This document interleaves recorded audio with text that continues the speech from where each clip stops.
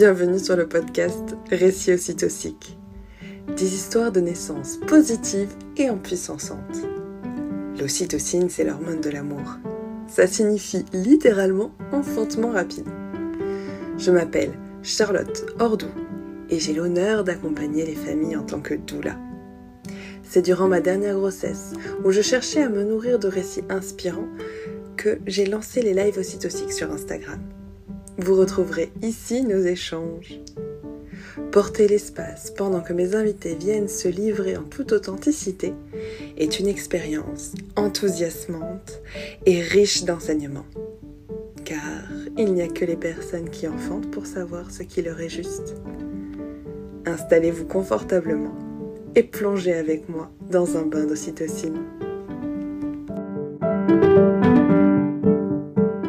Dans l'épisode d'aujourd'hui, vous allez entendre Robin pas mal s'exprimer, surtout dans les premiers temps. Alors j'ai fait au mieux au montage, de façon à ce que ça reste confortable à l'écoute. Je crois me souvenir que dans les épisodes suivants, j'avais pris l'habitude de couper mon micro, mais vu que c'était la reprise après la naissance de Robin, j'ai expérimenté mon premier live dans des conditions différentes, puisque Robin était dans mes bras et non plus dans mon ventre.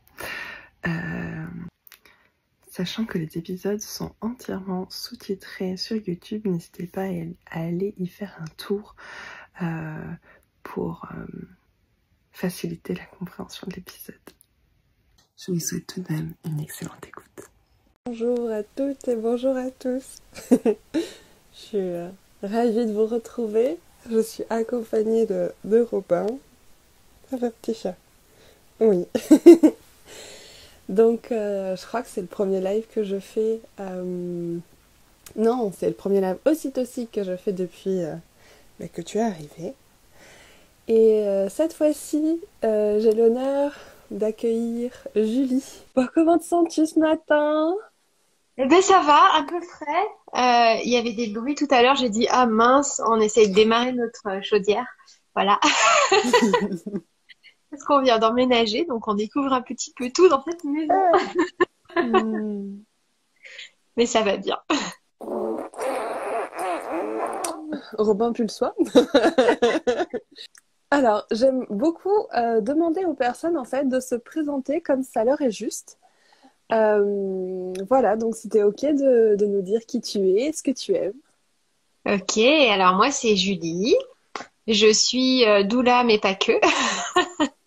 Alors dans la région grenobloise, je me suis un petit peu éloignée de Grenoble là, donc vers la côte Saint-André, s'il y a des personnes qui connaissent.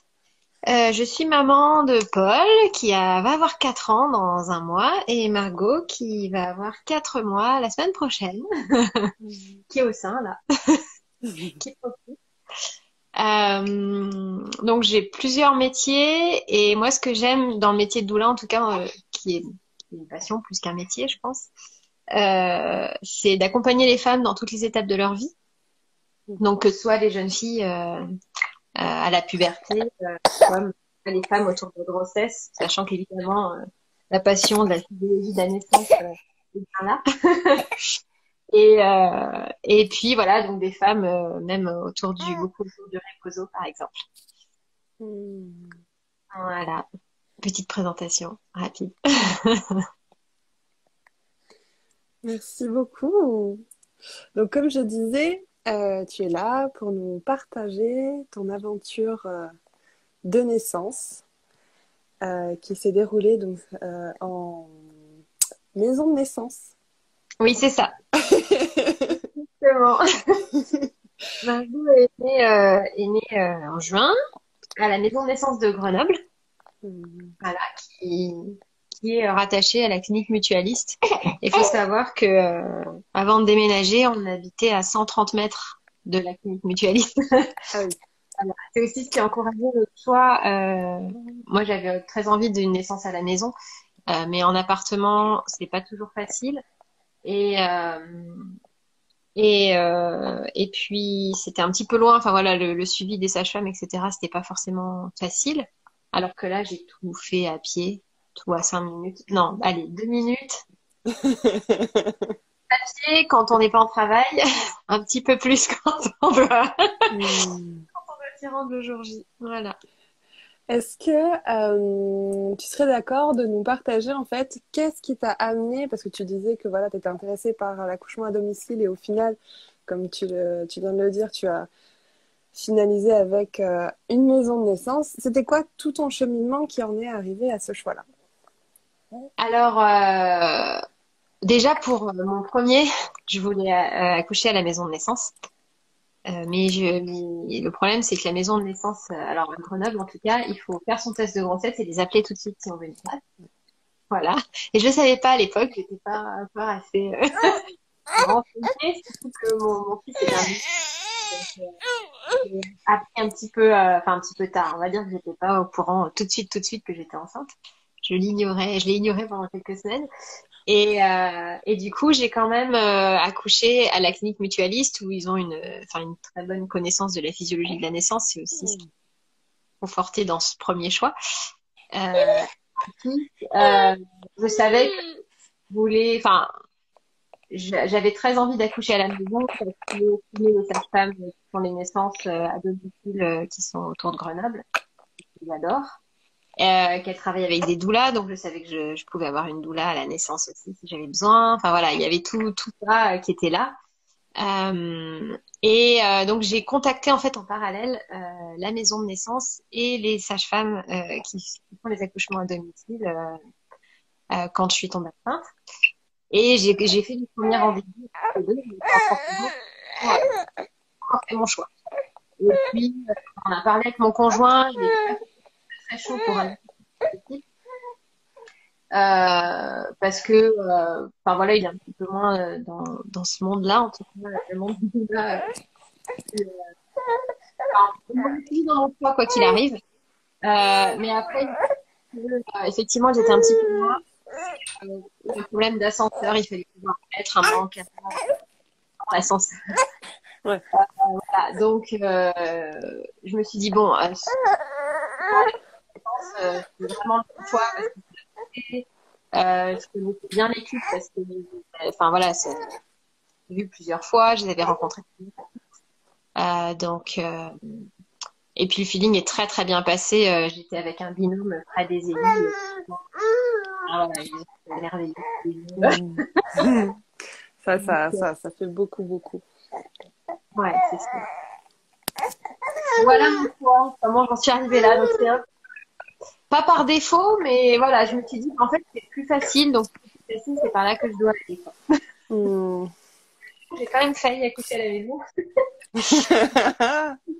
C'est qu'à un moment donné, il y a voilà, une des sages-femmes du binôme qui m'a dit de toute façon, si jamais ça va trop vite, on viendra faire la délivrance du placenta chez toi. Donc voilà, je savais que je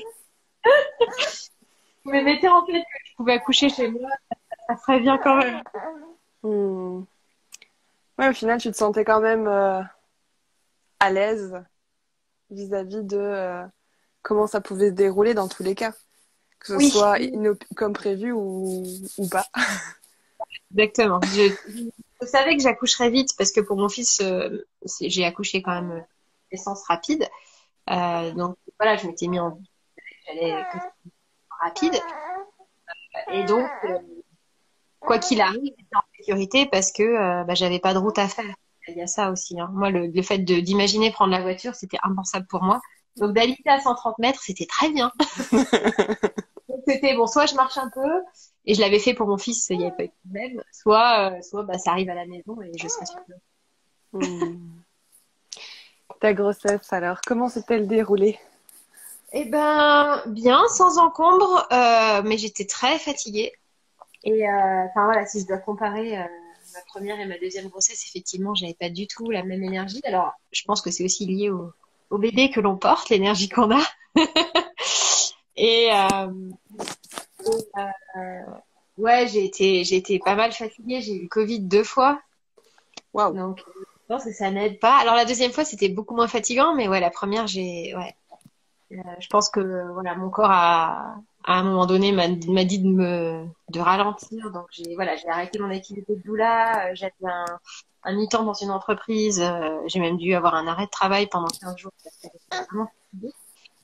Ce qui n'était pas du tout le cas pour ma première grossesse. Ça va, j'avais pas la même façon de travailler non plus, on va dire. Donc, mais mis à part ça, non, je suis allée au bout. Hein, le terme était prévu le 13 juin et elle est née le 5. Donc, j'étais bien dans ma période probable d'accouchement. Je l'attendais pour le mois de mai, donc j'étais prête. Hmm. Et, comment... Là, j'ai envie de faire la transition sur le jour J et en même temps, on sait très bien que la naissance, enfin le processus de la naissance commence peut-être un peu avant. Donc, où est-ce que tu aimerais commencer ton récit? Dans le fait, déjà, j'ai eu du mal à me mettre en mode accouchement, enfin naissance. Et je pense qu'elle aurait pu naître une semaine avant, facilement. J'avais beaucoup de choses à finir et j'étais très fatiguée, ça tirait beaucoup. Et le jour de la fête des mères, le 29 mai, on devait se rendre à un resto. Ma mère nous avait invité avec ma cousine. Et j'ai dit, oula, je sais pas si je suis capable de faire la demi-heure de route, la bonne demi-heure de route. Et j'ai eu des contractions dans la nuit et je me souviens que j'avais des vidéos que j'avais enregistrées sur mon ordinateur. Donc je me suis levée, j'ai allumé mon ordi et je commençais à enregistrer les vidéos. Et là je me suis dit mais en fait t'as fait des contractions enfin, tu vas jamais accoucher en fait. Bon, on était le 29 mai, c'était pas dramatique, ça s'est calmé. Je me suis bien traînée la semaine qui a suivi. C'est marrant parce que une chose qui m'a marquée, c'est j'étais très sensible aux odeurs. Mais je sentais la moindre petite odeur. Enfin, c'était très très. Et je me suis dit, ok, là, il se met vraiment en mode sensitif. Sachant que mon cerveau a fonctionné bien au ralenti pendant toute ma grossesse, j'ai vraiment du mal à fixer les informations, ce qui était compliqué sur les missions que je faisais en entreprise. Mais bon, donc voilà, j'avais vraiment juste envie de me mettre voilà dans ma bulle. C'est vrai que j'étais bien accompagnée parce que j'ai beaucoup d'amis doula. On est un collectif de 9 maintenant sur Grenoble, sans compter les masseuses périnatales que je connais. Donc j'ai beaucoup été massée et c'était important pour moi. Donc voilà, les dernières semaines, je me suis invitée à ralentir, sachant que je voulais vraiment finir beaucoup de choses parce qu'on avait le déménagement qui arrivait, mon fils à l'école, etc. Donc moi, je faisais quand même des belles siestes, donc c'était cool. Et puis ouais, une sieste tous les jours jusqu'au samedi 4 où on n'a pas fait la sieste, on est allé à la piscine parce que c'était sympa avec mon fils, bondé, avec du monde, avec sa chahutée de tous les côtés. Et on est rentré le soir, j'étais vraiment fatiguée, je sentais mon ventre bien, bien dur. Et ma poche a fissuré à 20h. Donc j'étais en train de jouer aux cartes, on s'était installé sur le canapé avec mon fils, on jouait au jeu du dodo. C'est un jeu où on a des cartes, il faut faire des bisous, des caresses, et puis il faut trouver la couverture, le doudou et le coussin. Et tout d'un coup, j'ai toujours dit, je disais que j'ai un petit ninja qui a fait paf paf dans mon ventre. Là, j'ai dit, oula, j'ai fissuré. Donc, après, il s'est dit, qu'est-ce qui se passe? Et il me dit, peut-être qu'elle va naître. Et je lui ai dit, oui, je pense que là, on n'est pas très loin. Et je me suis dit, zut, je suis fatiguée, je suis allée à la piscine aujourd'hui. Donc, branle-bas de combat. Là, j'avais fait tout un tableau, j'avais mis des demi-journées d'astreinte pour les amis, pour pouvoir garder le grand. Et ce week-end-là, c'est marrant, c'est Eve qui est doula à Grenoble, qui est ma voisine, dont le fils va à l'école avec le mien d'ailleurs, qui était passé le matin même, qui était d'astreinte. Et donc on a appelé Eve, on a appelé donc la maison de naissance, c'était Frédéric, c'est un sage-femme qui est génial, qui était d'astreinte ce jour-là. Et, euh, et il nous a dit, ben, rendez-vous à 22h. Donc là, c'était, bon, qu'est-ce que je fais? les toits, on va rentrer le lendemain, on aura le bébé, donc faudra que ce soit rangé, etc. Enfin voilà, j'ai fait un petit peu ça. Mon chéri a amené mes courses de Ève. Et puis à 22 heures, on a pris notre dernière photo dans l'ascenseur à deux et mon gros ventre. Enfin, en tout cas, c'est que je me suis dit, ça sera la dernière. Et on a filé à 2 minutes à pied à la maison de naissance. Voilà comment ça a commencé. Et puis, ouais, à 22 heures, arrivé à la maison de naissance, il a fait un monito. Alors, faut savoir que Frédéric fait de l'acupuncture, donc il m'a fait de l'acupuncture. C'est top. Et puis, il me dit, bon, bah, ton col il m'a demandé si je voulais qu'il check mon col. Et je lui ai dit, ouais, que je voulais bien, parce que comme j'ai pas trop été en mode accouchement, enfin, naissance, les semaines d'avant, je me sentais pas trop dedans, en fait. Et il m'a dit, ouais, effectivement, ton col, il est haut, il est fermé, alors faudra privilégier les positions debout, etc. J'ai dit, ouais, ok. Bon, bah, on a le temps. Donc voilà, il m'a donné un tirelet, il m'a dit, écoute, si t'as pas grand-chose, ça serait bien que t'aies des contractions régulières toutes les 3 minutes d'ici demain matin. Donc ça serait bien si tu les as pas de stimuler au tirelet. En fait, l'idée c'était de pas sortir du protocole de la maison de naissance pour pas risquer le déclenchement et sortir à côté. Donc, enfin, je trouve ça bien à la maison de naissance, c'est qu'ils accompagnent au maximum pour éviter justement d'en sortir, quoi. Donc voilà, donc on est rentré, on s'est couché, mon chéri s'est endormi et moi j'ai dû m'endormir, ouais, peut-être vers 1 heure du mat. Contraction, j'étais fatiguée. Donc j'ai fini par me réveiller vers 3 heures avec quelques contractions. Je me dis allez c'est bon, c'est lancé, je mets tout ma balle, enfin voilà, je fais mes petits mouvements, etc. Je mets ma playlist. Et puis, c'était un peu timide, quoi. C'était une toutes les 3, 7 minutes, 3, 7 minutes, bon. Donc, j'envoie un SMS à Fred à 6 heures et je lui dis, bah écoute, c'est pas foufou, quoi, ça se lance pas vraiment. Il me dit, bon, on fait un coup de tirelet, on se voit à 7 heures. Tirelet, et là, j'en avais toutes les 3 minutes. Je me suis dit, c'est bon, c'est lancé. Donc, on reprend l'ascenseur, on descend. On se retrouve à la maison de naissance, il pose le monito, et là, plus aucune contraction. Mais genre, plus rien du tout. Il me dit, bon, bah écoute, fais bien tes points. Alors, c'est marrant parce que je me souviens de moi, j'étais assise sur la balle et j'avais mon mec et Fred à chacun de mes pieds qui me faisaient un point d'acupression à l'intérieur du mollet. Donc, j'avais l'impression d'être une déesse avec deux hommes qui s'occupaient de moi. C'est parfait, avec ma fille. C'était trop bien. Bon, j'avais quand même un bleu une jambe à cause d'une piqûre d'acupuncture. Il était allé un peu loin, il avait bien stimulé. Et puis mon monito, et puis pas de contraction, quoi. Donc, il me dit, ok, t'as changé d'environnement. Je dis, oui, c'est vrai, je me suis énervée contre les gens qui fument à l'entrée de la maternité parce qu'on a l'odeur de la cigarette quand on arrive. Enfin, voilà. Il m'a dit, enfin, voilà, il m'a dit, il n'y a pas de raison, ça va se relancer.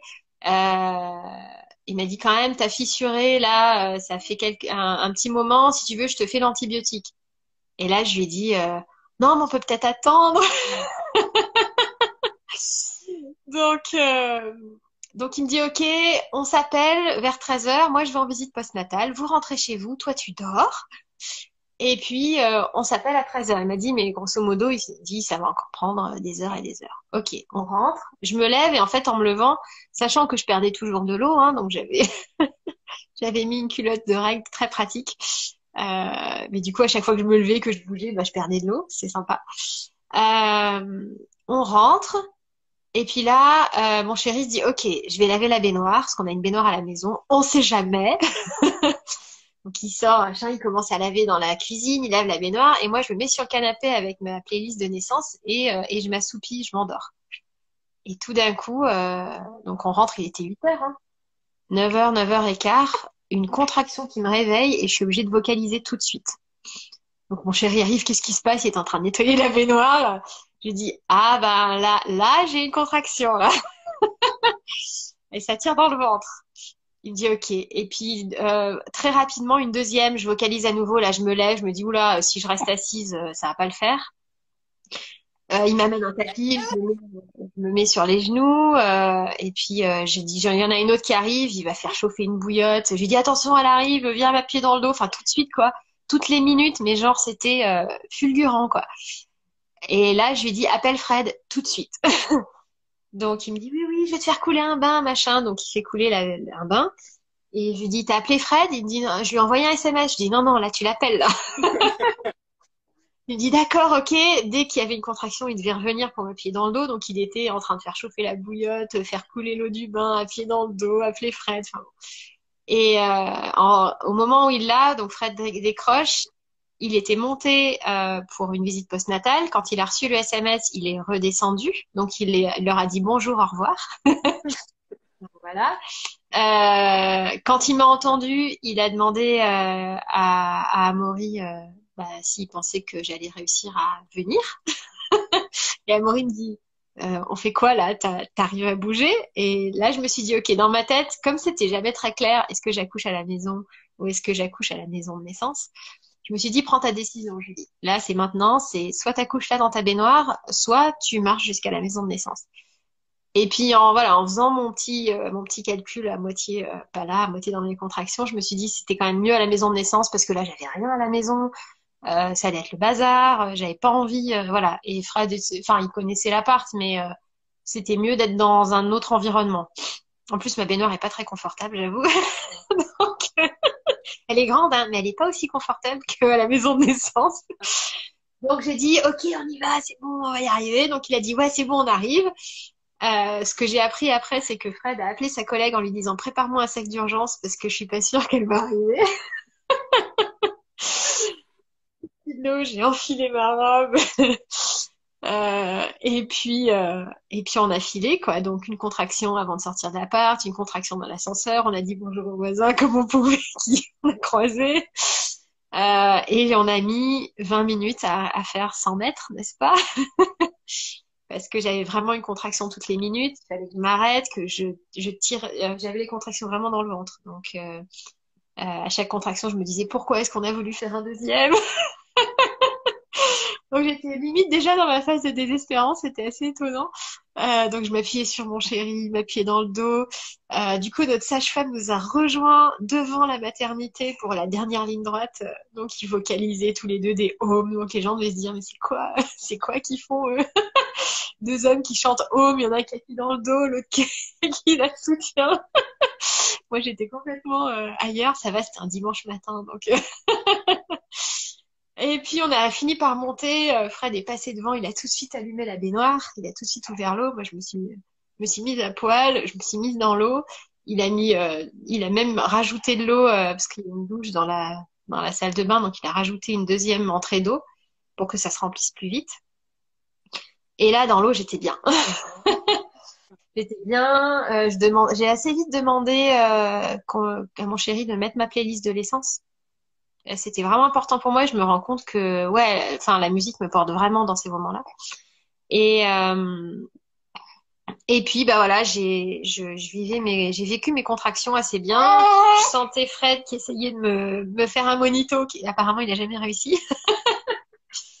Et en fait, dès que la baignoire a fini d'être remplie, euh, elle est arrivée en fait. C'est-à-dire que j'ai vraiment senti une contraction, j'ai mis ma main et j'ai dit, elle est là. Oh putain, elle est là, je sais pas si je suis prête parce que je me suis dit, mais est-ce que je suis assez dilatée? C'était le genre de truc, je me suis dit, mais pourquoi est-ce que tu te poses ce genre de questions, quoi? Elle est en train de, t'es en plein couronnement et tu te dis, est-ce que je suis assez dilatée? Ok, bon. Deuxième contraction, en fait, sa tête était là et ensuite j'ai dit bon, j'attends la prochaine ou pas. Et Fred m'a dit bon, elle est dans l'eau, tu peux y aller. Et du coup, j'ai poussé puis elle est née tout de suite quoi. Voilà. Sachant que j'ai senti le moment, à un moment donné, les contractions avant le couronnement se sont calmées. Et je me suis dit, ah, c'est cool, elle s'arrête, je vais profiter. Et en fait, c'est clairement le moment où elle a dû descendre vraiment dans mon bassin. Et voilà, j'étais complètement, de toute façon, comme je dis, j'étais ailleurs, mais voilà, je voulais pas mentaliser. C'est un petit peu difficile quand on fait ce genre de métier, c'est de mentaliser les étapes. Déjà, de pas avoir eu de toucher pour savoir à combien j'étais, ben, Enfin, c'est pas que ça m'a fait bizarre, mais par rapport à mon premier, j'avais ces repères-là. Et du coup, c'était assez déroutant, assez libérateur aussi. Enfin, voilà. Et, euh, et voilà, donc elle est née à ce moment-là sur un joli mantra de Kundalini. Donc c'était cool. Elle s'est mise à hurler tout de suite. Elle n'avait pas l'air très très contente. Je me suis dit, oula! Et voilà, j'ai tout de suite prise contre moi. Mon chéri pleurait, elle est trop belle, elle est trop belle. Sachant qu'elle avait le nez écrasé et qu'elle hurlait, donc je me suis dit, il est vraiment sous ocytocine à ce moment-là. Et puis voilà, donc c'était très rapide. Je pense que ça a vraiment surpris notre sage-femme qui a 20 ans de métier, hein, donc qui a l'habitude des accouchements, mais ouais, il était assez surpris, je pense, de la rapidité quand même avec laquelle elle est arrivée. Donc voilà, la naissance de Margot. Et est-ce que tu serais d'accord aussi de partager la délivrance de son placenta? Oui, donc j'avais demandé à ne pas avoir d'ocytocine de synthèse pour la délivrance. Il faut systématiquement le demander, en tout cas à la maison de naissance, parce qu'ils nous font signer une décharge, c'est la clinique qui demande. Et en fait, ça s'est fait. En fait, je l'avais sur moi. Il a un petit peu vidé la baignoire parce qu'elle était vraiment très pleine. Faut juste m'allonger. Et et puis comment ça s'est passé? Ben en fait, à un moment donné, j'ai senti que j'ai essayé de la mettre au sein, mais elle a pas tété tout de suite, donc j'ai laissé un peu tranquille. Et à un moment donné, je me suis dit ah ben c'est le moment quoi. Et il y a un caillot qui est sorti avant. Et ensuite, j'ai juste poussé, le placenta est sorti tout seul. On l'a récupéré. Et faut savoir que Fred, il fait des empreintes de placenta qui sont magnifiques. Et il m'en a fait une vingtaine. Au sang, à l'encre. Enfin voilà. Donc ça, c'était vraiment cool. Donc il s'est installé, parce qu'après, je suis restée un moment dans la baignoire. Et puis après, ben, je suis sortie et je me suis mise sur le lit. Et, et puis enfin voilà, il a regardé vite fait. On a laissé le cordon, je sais pas, 3 bonnes heures attaché. Et ça, c'était aussi un souhait que j'avais de le garder longtemps, quoi. J'aurais pu le garder plus longtemps si j'avais voulu, mais je voulais pas faire un bébé lotus. Et après, voilà, on avait envie de bouger un petit peu, c'était plus facile, donc on a coupé.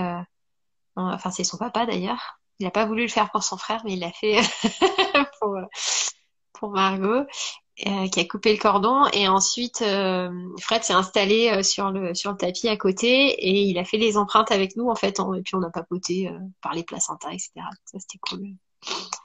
Non, voilà, donc j'ai eu une délivrance. J'étais super contente. C'était vraiment important pour moi, voilà, de faire ça et surtout du fait que ce soit une fille. Pour moi, c'est important qu'elle ait ça en fait quelque part dans ses cellules, quoi.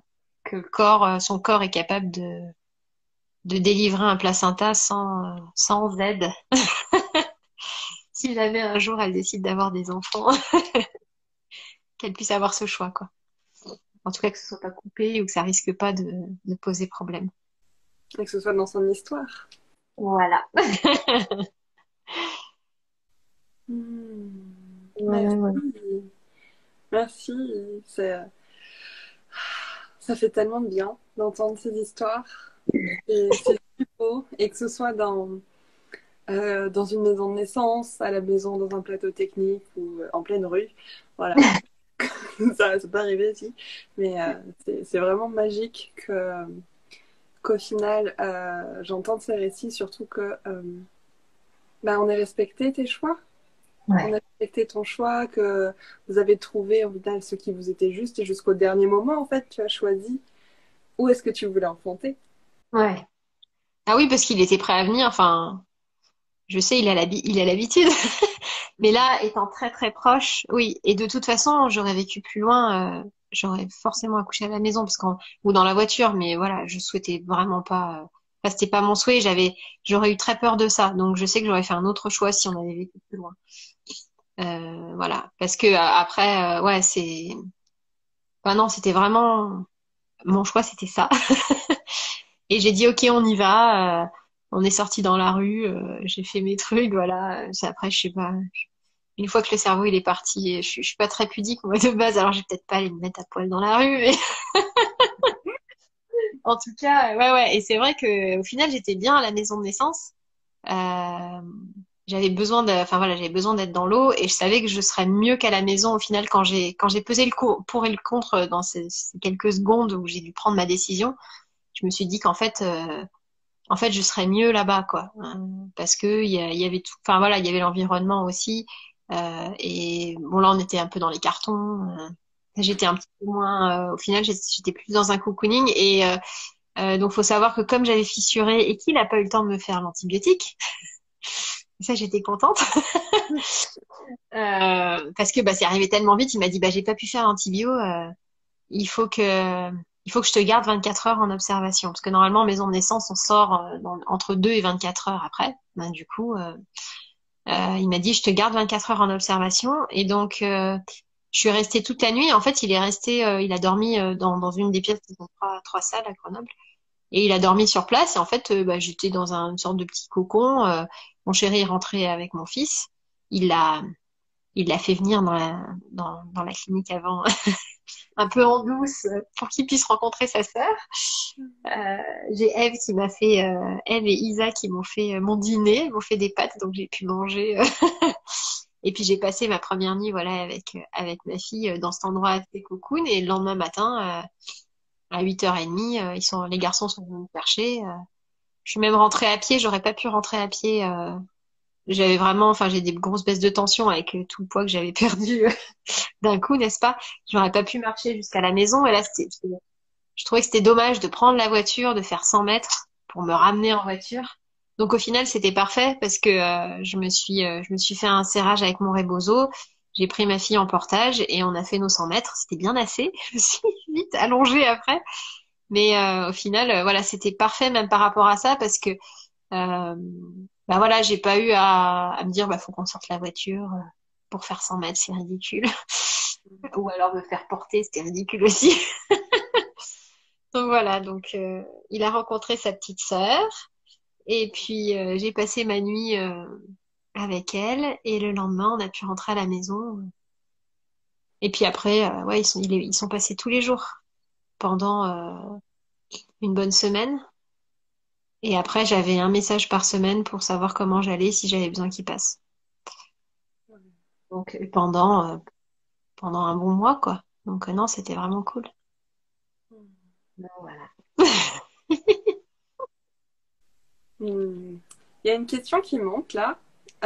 Est-ce que tu serais OK de partager les gratitudes que tu pourrais faire à toi-même concernant cette grossesse et cette naissance? Oui, bah, je suis pleine de gratitude bah, pour mon corps. Et c'est vrai que, enfin, je l'ai pas aimé pendant très longtemps. J'ai été en surpoids pendant longtemps. Enfin voilà. Et en fait, mais depuis mon fils déjà, je le sens. Enfin, il m'a jamais lâché quoi. Et même ma fille, je suis tombée enceinte du premier coup. Enfin, je vais avoir 39 ans la semaine prochaine. On me dit toujours c'est difficile avec l'âge. Ben non, mon fils, je l'ai eu à 34. Enfin, je suis tombée enceinte à 34 ans. J'ai pas eu de problème puisqu'il est arrivé comme ça. Ma fille aussi. Et en fait, je lui fais vraiment confiance. Donc j'ai beaucoup de gratitude pour mon corps parce que je peux lui faire confiance comme ça. Dès qu'il y a un truc, il est là en fait. Alors que je l'ai beaucoup détesté avant. Donc voilà, je suis en amour avec mon propre corps qui est merveilleux. Et tout, bah voilà, vraiment, autant je peux tomber malade facilement, donc mon immunité, voilà, mais alors le reste, ça marche super bien.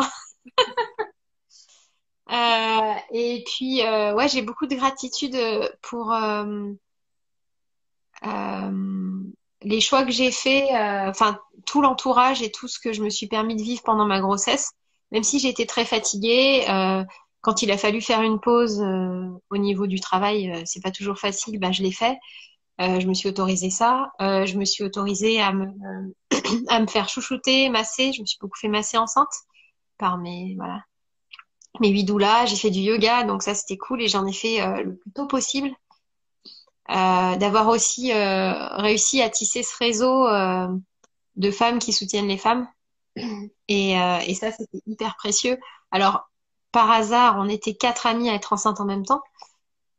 Donc, on a créé un groupe et on continue. En fait, voilà, en fait, j'ai dit, on est en cercle en permanence sur WhatsApp et on se donne nos trucs. Il y en a deux, c'était leur premier. Nous, on était deux à avoir notre deuxième fille.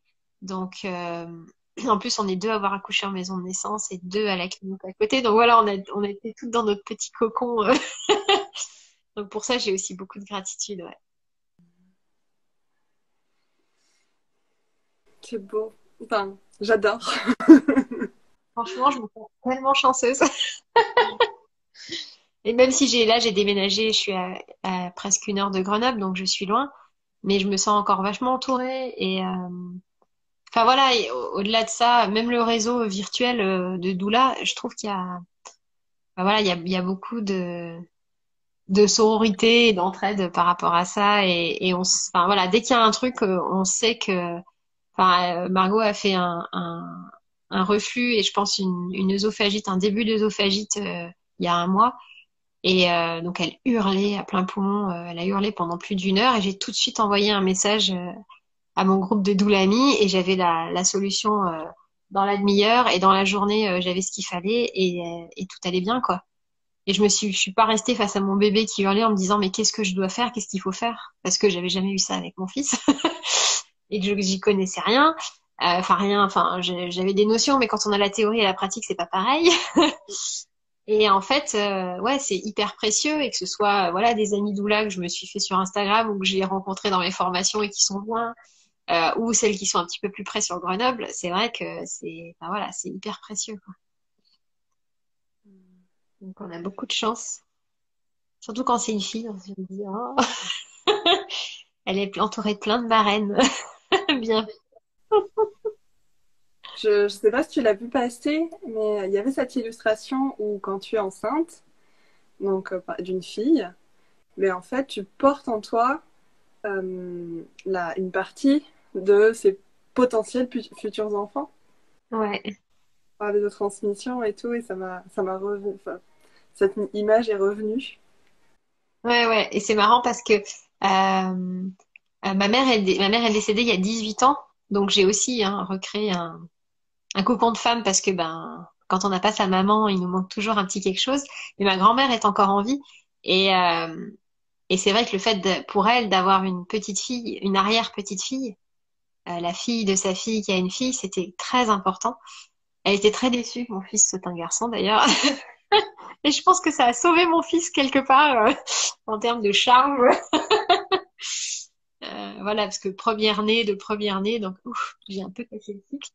Mais ouais, il y a ce truc, il y a ce lien très fort que j'ai avec ma grand-mère et le fait qu'elle ait une arrière-petite-fille maintenant. Alors c'est ma cousine est enceinte en même temps que moi et elle a aussi une petite fille. Donc maintenant elle a deux arrière-petites-filles depuis août.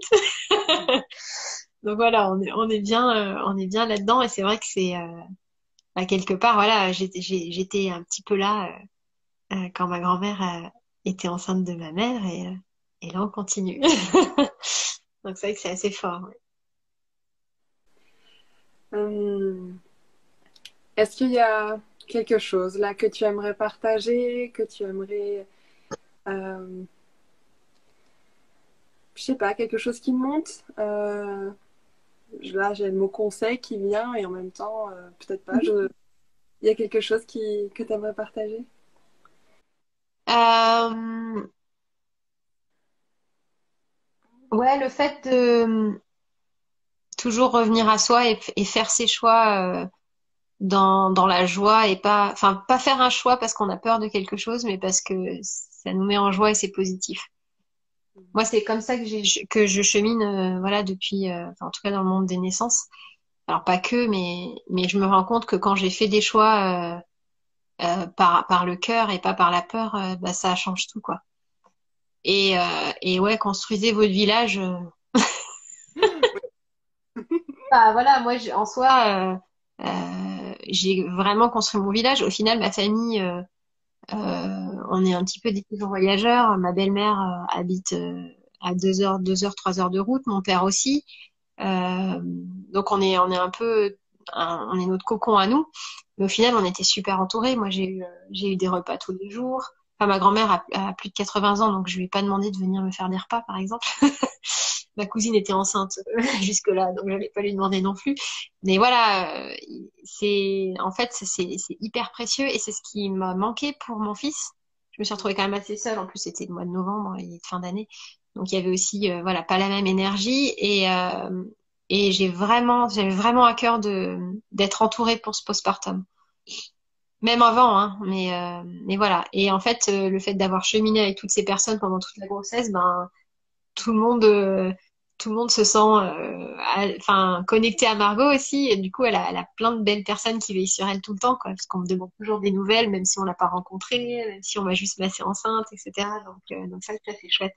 Et c'est hyper important, en fait, de se sentir, enfin voilà, même quand on est dans une maison à la campagne tout seul, et ben on a quand même des personnes autour de nous, quoi, qui sont là et qui pensent à nous, et ça change beaucoup de choses.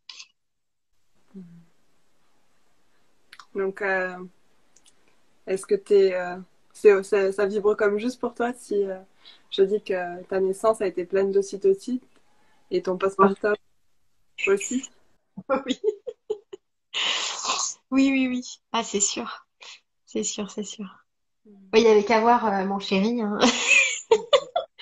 qui avait les larmes aux yeux, et elle m'a dit, tu lui diras pas, mais quand il est venu récupérer Paul, il avait les larmes aux yeux. Il disait, oh mon fils, t'es trop beau. Donc il était encore bien shooté. Donc je pense que ouais, c'est très très très contagieux, hein. Il n'y a pas de but. Génial. Ouais. Bah, écoute, merci. Merci du fond du cœur de t'être déposée ici. J'espère que ça a été doux pour toi. En tout cas, ça l'a été vraiment pour moi. Donc, c'est très honorant pour moi de recevoir tous ces témoignages remplis d'amour et d'ocytocine. Donc, merci, vraiment. Bah, merci beaucoup d'avoir recueilli ce, ce récit. Ça m'a fait plaisir. J'aime bien. Enfin, je pense que toutes les femmes qui ont eu des naissances aiment raconter comment ça s'est passé. Peut-être un petit peu moins quand ça a été difficile, mais bah voilà, il y a ce besoin de se déposer. Et c'est super de pouvoir ouvrir des espaces comme ça. Donc, c'est des beaux cadeaux qu'on se fait. Ah oui, oui, oui, oui, oui. Et d'ailleurs, parce que je vais re-raconter le récit de naissance, euh, j'ai rencontré une superbe femme qui propose de recueillir des récits de moments de vie. Donc, et elle est en train de s'ouvrir à la naissance parce qu'elle travaille beaucoup sur la fin de vie. Et donc, elle s'appelle Pauline. Je crois que c'est My Transmission. Donc, c'est transmission. Et donc, je vais enregistrer le récit de naissance de Margot pour Margot en lui parlant et elle pourra le recevoir en cadeau. Et je trouve ça tellement génial. Moi, je me pose toujours des questions sur moi, comment c'était ma naissance, même si j'ai quelques pistes. Mais bon, mon père, sa mémoire, hein, voilà. Hein, c'était il y a bientôt 40 ans.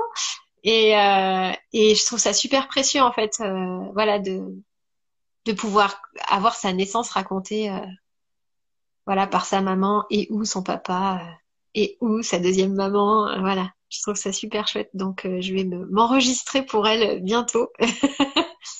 En plus d'avoir partagé le récit, de te l'avoir partagé. Trop beau. Est-ce que tu serais d'accord je sais pas s'il y a un lien, si, où elle le Oui. partage au monde, si tu pourras me le renvoyer, comme ça je le repartagerai aussi. Ah oui, oui, carrément. Bah, je t'envoie son Insta. Elle est sur Instagram, Pauline. Génial, trop bien, Ouais. merci. Elle fait un super boulot, en tout cas.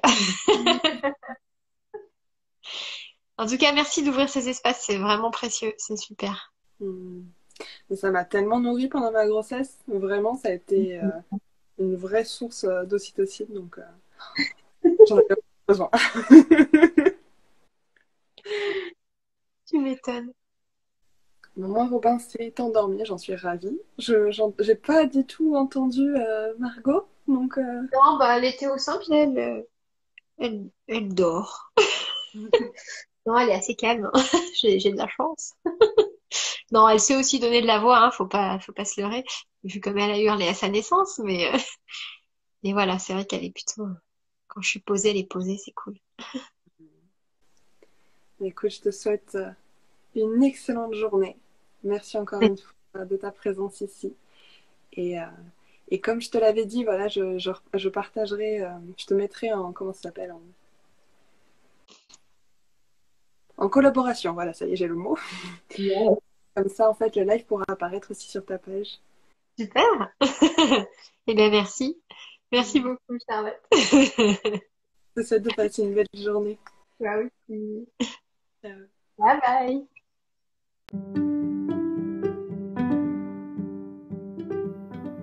Alors, comment vous sentez-vous après cet épisode? J'ai très envie de connaître vos ressentis, donc n'hésitez pas à les écrire en commentaire. Vous pouvez également laisser une note. Cela contribue à donner plus de visibilité à ces aventures en puissançantes. Si cela résonne juste pour vous, partagez cette histoire, qu'elle puisse soutenir d'autres familles en cheminement. Je vous remercie, vous envoie plein de chaud doudou et vous dis à la semaine prochaine pour un nouveau récit ocytocique.